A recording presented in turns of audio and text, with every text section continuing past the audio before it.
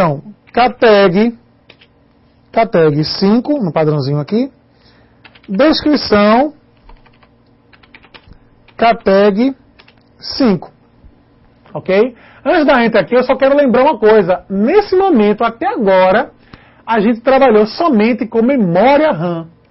Nós temos uma coleção de categorias na memória RAM, com tudo digitado. E quando eu teclar enter agora, aí sim é que ele vai abrir uma conexão com o banco de dados, fazer uma iteração para ler esse vetor todinho de categorias, e para cada uma dessas categorias, ele vai dentro de um for, dentro de uma interação, ele vai executar um SQL.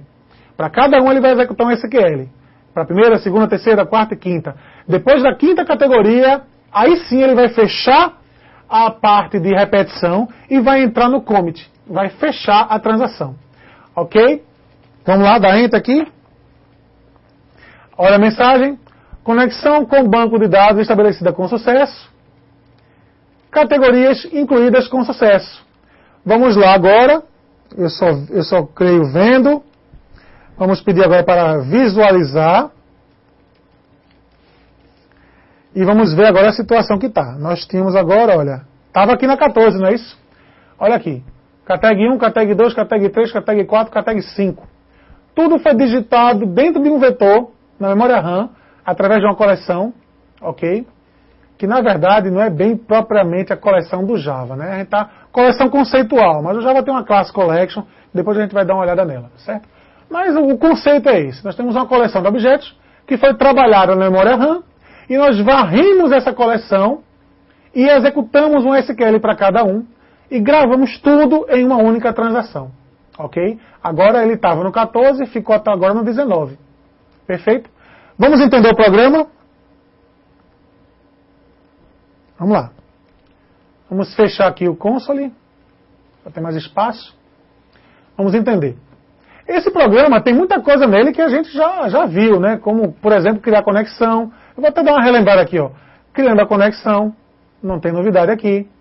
O try, né? Para que serve o try? Para criar um bloco protegido. Aí aqui eu tenho o set commit false.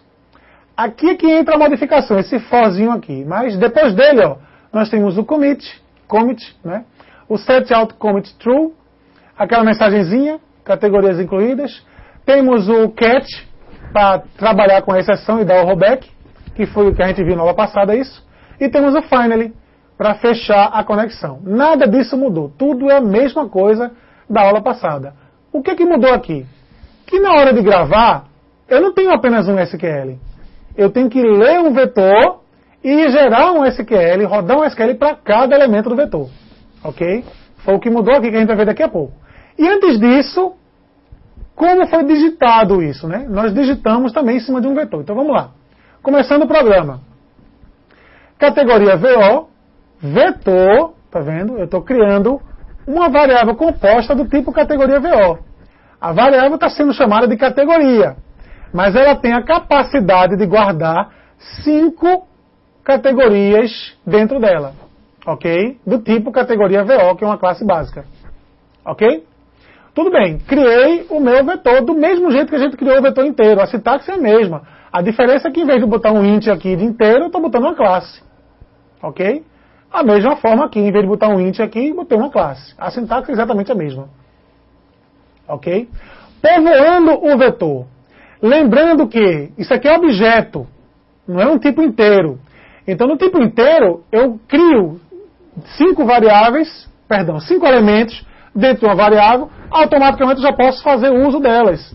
Porque elas são do tipo primitivo, mas um vetor que tem dentro dele objetos, o fato de eu ter simplesmente criado os 5 elementos, não significa dizer que cada um deles esteja instanciado. Isso eu preciso fazer. Ok? Então esse new aqui está criando o objeto vetor. Ele não está criando dentro de cada elemento o objeto categoria. Isso está sendo feito aqui dentro do for. Então nós temos um for aqui começando de 0 até 4, incremento de 1 em 1, e aqui nós temos o início e o final do for. Dentro do for, ou seja, para cada iteração, eu vou trabalhar com um elemento do vetor, como a gente já viu em questões anteriores. O que vai mudar é o i. A variável i vai começar com 0, depois com 1, depois com 2, depois com 3, depois com 4. Vai de 0, 1, 2, 3, 4. Ele vai fazer isso 5 vezes. Para cada vez, para cada iteração, eu estou instanciando um objeto do tipo categoria vetor dentro do elemento do vetor. Então aqui eu estou pegando aqui, olha, o primeiro elemento do vetor e estou criando dentro dele um objeto categoria. Perfeito. Lindo, maravilhoso isso daí. Está muito bom. Ok? Então nós temos agora, dentro do primeiro elemento, uma categoria de fato, um objeto categoria. E veja que a partir de agora, eu vou pedir para que seja digitado direto nela. Certo? Está aqui, ó. Sysout, informe nome da categoria. Aí eu estou usando aquele i aqui, botei mais um para não aparecer categoria 0. Então a primeira já vai ser 1, ok? Vai ser i mais 1. A segunda, em vez de ser 1, vai ser 2, e 3, e 4, e 5. Quando a gente rodou, você percebeu aqui no console que ele colocou, digita a primeira categoria, categoria 1, 2, 3, 4, 5. E não 0, 1, 2, 3, 4. A mágicazinha foi esse i mais 1 aqui, ok? Mas esse aqui é só o sysout. Agora sim, categoria índice i, ou seja, a categoria da iteração. Se eu tiver na iteração 0, é a 0. Se eu tiver na iteração 3, é a 3. O número que tiver aqui vai corresponder ao elemento que eu estou trabalhando naquele momento. Então, aquele elemento que acabou de ser instanciado naquele elemento, naquela iteração, no número correspondente àquela iteração, eu estou usando o método setCateg_nome dele. Então, o que esse set vai fazer? Vai gravar o nome dentro do objeto. Ok? E esse nome vai ser utilizado como? Através do receiveString, que a gente já está velho já de saber disso aqui. Isso aqui já está bastante mastigado, né? Então, em vez de colocar o recebo na variável string e passar essa variável para o setNome, eu já posso digitar direto e o resultado daquela digitação já vai entrar direto no setNome. Então, esse setNome aqui vai fazer o quê? Vai atualizar o nome do objeto que tiver aqui dentro. A mesma coisa eu faço com a descrição da categoria. Eu faço a digitação. E assim ele vai interagindo. Ok? Aqui embaixo nós temos o quê? Bem, então aqui em cima, temos alguma dúvida com relação a essa parte de cima aqui? Não temos nenhuma dúvida. O que foi que fizemos aqui em cima? Nós digitamos na memória RAM. Foi toda aquela parte de digitação. A primeira categoria, a segunda, então, foi toda aquela digitação. Mas vejam que até agora não tem nada de banco de dados. É somente memória RAM. Somente coleção de objetos. Ok? Só digitando lá o meu conjunto lá de objetos que está dentro de um vetor. Não estou utilizando ainda o collection, ok, do Java, mas mais tarde a gente vai aprender isso aí. Certo?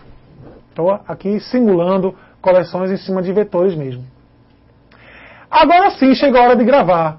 Então, abro a conexão, como a gente já está acostumado a fazer. Abro a conexão com o banco de dados vai ser aberta e vai ter uma instância dentro dessa variável. Crio um código protegido. E aí sim, essa parte toda vocês já conhecem. Vamos agora entender esse for aqui, que é o for que está gravando realmente cada categoria. Então vejam só. Criei um SQL, insert into categoria, categnome, categdesk, values e 2 interrogações. Esse comando aqui já é conhecido de vocês, desde a aula passada. Ok? A diferença é que eu tenho um for agora. Certo? Então o meu prepare statement está dentro de uma iteração. Está dentro de uma iteração do for. Esse for vai varrer o vetor todo. Vai do elemento 0 até o elemento 4. Então eu vou para cada elemento do vetor que foi digitado lá em cima, eu vou executar uma iteração dessa. Então vamos pensar na primeira iteração. Iteração 0. O i está com 0. Então o que eu faço? Eu coloco o comando SQL dentro dessa variávelzinha, que a gente já viu isso na aula passada, não preciso me alongar muito nesse assunto. Defino cada parâmetro do SQL, o 1 e o 2, só relembrando, são essas duas interrogações, a primeira interrogação e a segunda. Então ali eu vou fazer o quê? Eu vou colocar o nome da categoria e a descrição da categoria. Veja agora de onde eu estou pegando essa categoria. Eu estou lendo o vetor. Ok? Eu não estou interagindo aqui de 0 até 4.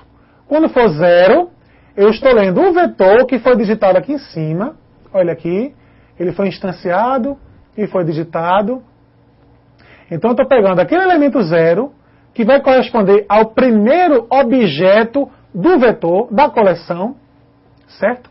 E estou executando o get, que é a tag nome. Estou pegando o nome dele, que foi digitado e gravado lá na memória RAM, que está lá já armazenado dentro do vetor. Agora eu estou varrendo o vetor, estou pegando o primeiro elemento, que é o primeiro objeto categoria, que é o primeiro objeto categoria, ok?